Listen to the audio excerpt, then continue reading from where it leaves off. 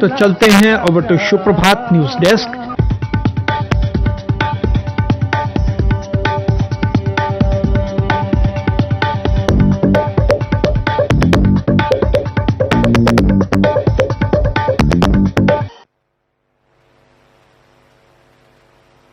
धन्यवाद राजेश। तो श्रोताओं, आज के मुख्य समाचारों में प्रधानमंत्री श्री नरेंद्र मोदी और अमेरिकी राष्ट्रपति जो बाइडेन के बीच हुई वर्चुअल मीटिंग। दो प्रमुख हिंदी समाचार पत्रों का आज ये पहला बड़ा समाचार है। एक पत्र का शीर्षक है भारत अमेरिका साझेदारी और प्रगाढ़ करेंगे, मोदी और बाइडेन। दोनों शीर्ष नेताओं ने वर्चुअल बैठक के जरिए की पिछले कुछ दिनों में घुलते तनाव दूर करने की कोशिश। दूसरे पत्र का शीर्षक है संकट सुलझाने के लिए पुतिन जेलेंस्की में सीधी वार्ता का दिया था सुझाव, मोदी। अमेरिकी राष्ट्रपति बोले रूसी युद्ध के प्रभावों को कम करने के लिए भारत संग मिलकर काम करेंगे। इन शीर्षकों के साथ समाचारों में जो कुछ और सुर्खियां छपी हैं वो इस तरह से हैं। 2+2 वार्ता के लिए अमेरिका गए राजनाथ और जयशंकर भी बाइडेन के साथ मौजूद रहे। 24 मई को जापान में क्वाड बैठक के दौरान फिर होगी मोदी और बाइडेन के बीच बातचीत। वार्ता से ही यूक्रेन में शांति का मार्ग प्रशस्त होगा। बूचा में हत्याओं की निष्पक्ष जांच हो, कहा मोदी ने। यूक्रेन को और मदद भेजेगा भारत। भारत पहले ही यूक्रेन को दवाओं की एक खेप भेज चुका है, प्रधानमंत्री ने दी जानकारी। जो बाइडेन ने कहा भारत का रूस से तेल आयात उल्लंघन नहीं पर हित में भी नहीं। उधर भारत और अमेरिका के विदेश मंत्रियों और रक्षा मंत्रियों के बीच हुई अलग अलग बैठकें। अमेरिकी रक्षा मंत्री लॉयड ऑस्टिन ने कहा चीन के आक्रामक रवैये को रोकने में भारत को देंगे मदद। ये समाचार भी आज समाचार पत्रों में छपा हुआ है। प्रधानमंत्री की 24 अप्रैल को जम्मू आमद को देखते हुए नई दिल्ली में सिक्योरिटी ग्रिड की हाई लेवल मीटिंग। एलजी ने प्रशासन के उच्च अधिकारियों से मीटिंग आज बुलाई। एक प्रमुख स्थानीय अंग्रेजी समाचार पत्र का आज ये पहला बड़ा समाचार है।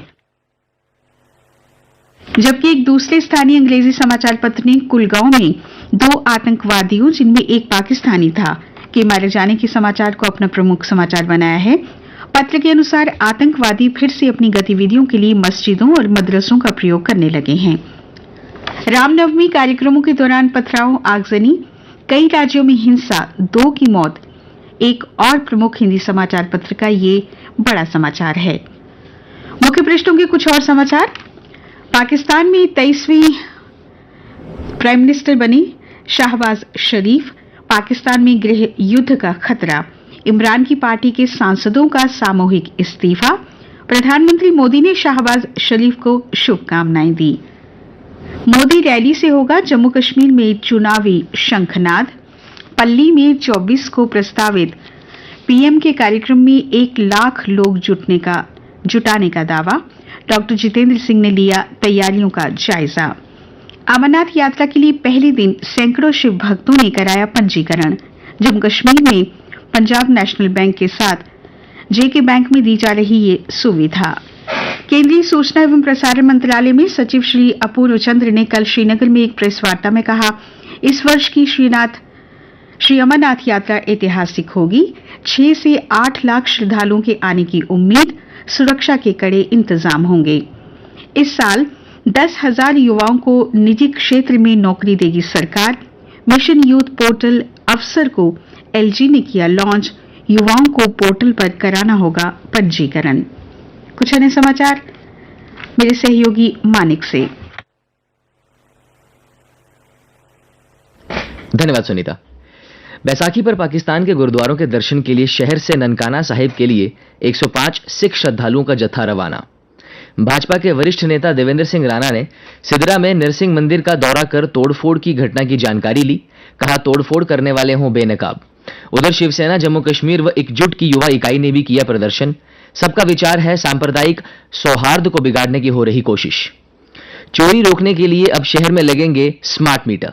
खंबे लगाने का काम पूरा। सर्वे के आधार पर हो रहा कार्य। कार्ड नवीनीकरण की नई शर्तों के विरोध में लोक निर्माण विभाग के कार्यालय में ठेकेदारों ने मुख्य अभियंता का किया घेराव। परेशान करने का लगाया आरोप। रियासी के भीमगढ़ किले में बैसाखी उत्सव कल। मुबारक मंडी में भी रहेगी धूम। अब बच नहीं पाएंगे यासीन मलिक और बिट्टा कराटे, विशेष एनआईए अदालत 18 अप्रैल को तय करेगी आरोप। अलगाववादी गतिविधियों में कश्मीर लॉ कॉलेज के प्रिंसिपल की सेवाएं समाप्त। आज से 6 दिन तक जम्मू जिले के कई क्षेत्रों में बाधित रहेगी बिजली सप्लाई। खेल समाचार कुछ इस प्रकार हैं। सनराइजर्स ने थामा टाइटंस का विजय रथ।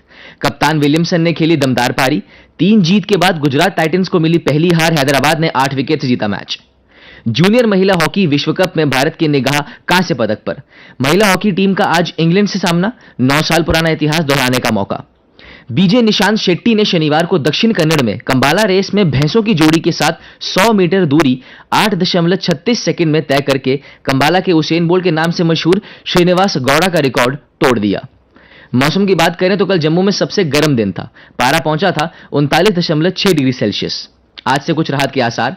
अधिकतम तापमान 39.6 डिग्री सेल्सियस और न्यूनतम तापमान 22.9 डिग्री सेल्सियस रिकॉर्ड किया गया। आज सूर्यास्त 6:59 पर होगा और कल यानी बुधवार को सूर्योदय 6:06 पर होगा।